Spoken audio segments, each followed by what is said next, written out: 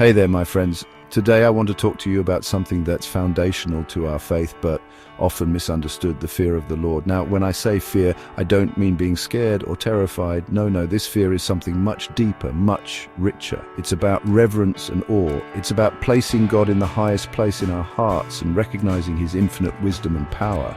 Let's start with Proverbs 9:10, where it says, "The fear of the Lord is the beginning of wisdom, and knowledge of the Holy One is understanding." What does this mean? It means that true wisdom, the kind that guides us through life's challenges, begins with a deep respect for God.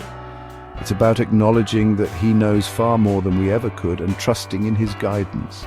Think about it. When you respect someone deeply, you're eager to learn from them, to understand their ways. It's the same with God. When we revere him, we're open to his teachings, and that's where true wisdom starts to grow. Now let's look at Psalm 111:10, which echoes this thought.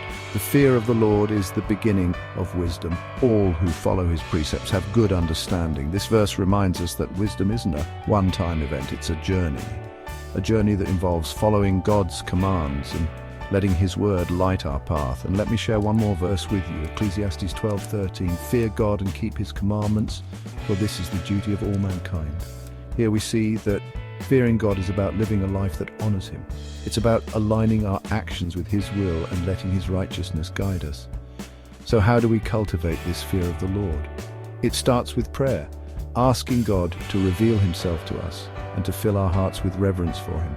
It involves studying the Bible, immersing ourselves in his word, and seeking to understand his character. And it means living out our faith, showing our love for God through our actions. Remember, my friends, the fear of the Lord isn't about being afraid.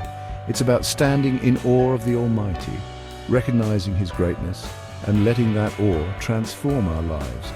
It's about wisdom that comes from above, wisdom that leads us on the path of righteousness. So today, I encourage you to seek this fear of the Lord.